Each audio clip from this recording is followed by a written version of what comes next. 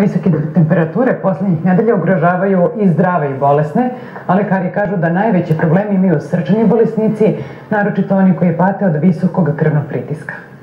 Srbija je na 3. mestu u Evropi po broju obolelih i smrtnosti usled kardiovaskularnih oboljenja. Sad smo saznali da to možda i nije tačno, a neslavna statistika kaže da svakog dana od bolesti srca odnesu i do 150 života u Srbiji. Da je to tačno, pitat ćemo našeg gosta ovoga jutra, Živojin Jonjev, eminentni kardiohirurg sa Instituta Svetog Kamenice. Dobro jutro. Dobro jutro. Dobro nam došli, smo na 2. ili na 3. mestu. Hvala na pozivu.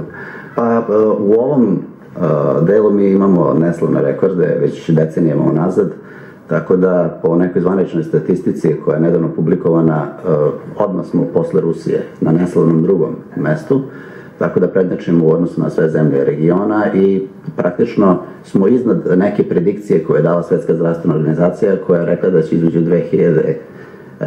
i 2030. godine preko 70% ljudi imati bar jedan kardiovaskularni poremećaj. Tako da smo mi već dostigli taj nivo koji se u visoko razvijenim zemljama predviđa da će biti oko 2025. godine. Ne zaostajemo, dakle? Pa tu smo blagi lideri. A zašto? Pa gledajte, mi smo u poslednjih nekoliko decenija bili izloženi raznim nepovoljnim uticajima, kako političkim, tako i socijalnim i ekonomskim, i većina stanovništva je bila izložena faktorima rizika koji povećavaju praktično rizik od nastanka kardiovaskularnih bolesti. Stres je faktor broj 1 i on je dominantan kada su u pitanju kardiovaskularne bolesti, pre svega ateroskleroza krvnih sudova, infarkti, miokarda, šlogovi. Tako da je to nešto na što smo malo ili nimalo mogli da utičemo. Naravno, treba se truditi da poboljšamo prevenciju i edukaciju stanovništva i u tom smislu je obrazovanje i prevencija praktično nezamenljiva. Tu spadaju naravno i redovne kontrole.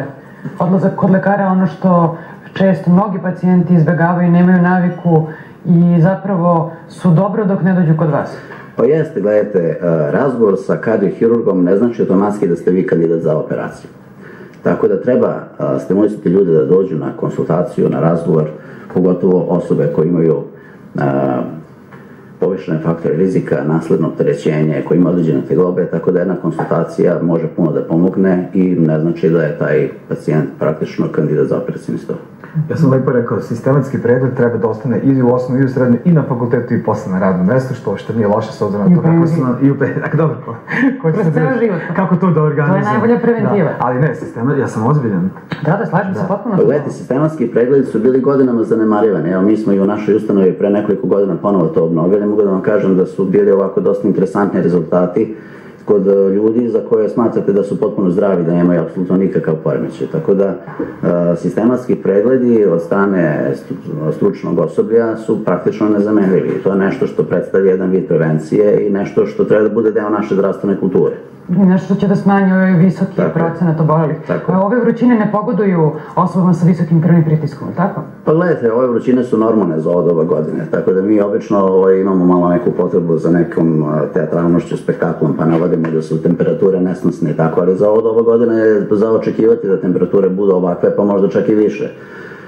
Međutim, mi treba da živimo sa prirodom i treba da se navikavamo na tu neku simbiozu sa svim što se dešava u našoj neposrednoj okolini i u tom smislu treba da budemo inteligentni i adaptibilni. To znači da u vreme kada je najviša temperatura spoljna, treba malo da se ljudi sklone, treba da se napravi prevencija rehidratacijom, remineralizacijom, smanjivanjem fizičke aktivnosti i tako dalje, da bi se sprečile naravno negativne posledice kao što recimo toplotni udar, sunčanica i drugi poremećaji. A kardiovaskularni bolesnici su posebno osetljivi na ove pojave i zbog toga su oni rizična grupa u ovom dobu godine.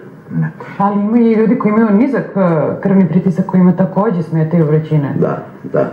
Pa to su neke stvari o kojima jednostavno treba voditi računa, zbog toga treba da, kao što ste rekli, ljudi češće posećuju svoje lekare, kardiologe, kardiohirurge, naprave konsultaciju i naprave neki plan za buduće.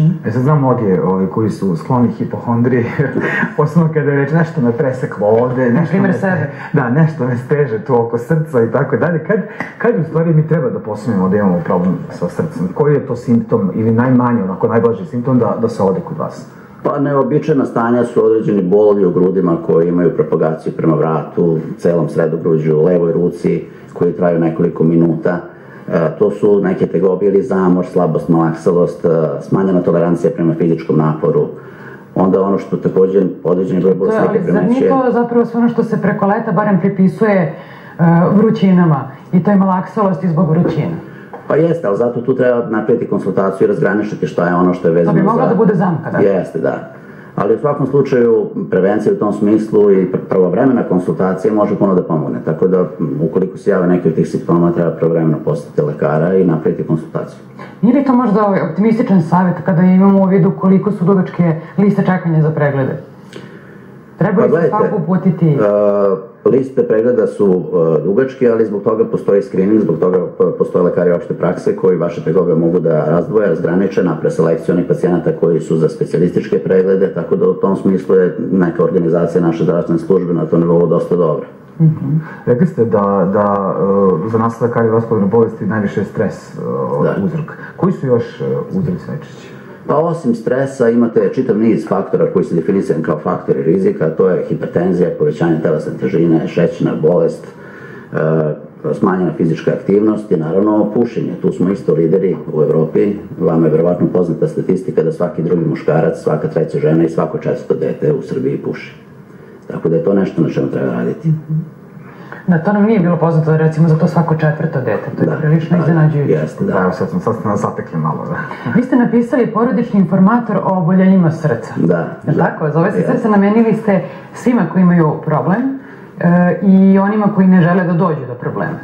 To je zapravo ono o čemu pričamo. Pa gledajte, moja želja je bila da se baš suština ovog razgovora svede na neki malo viši nivo i drugačiji nivo i da se ljudima koji su zainteresovani za određene probleme koje imaju ponudi neka literatura gde će moći da malo podignu nivo svoje kulture i obrazovanja na malo viši.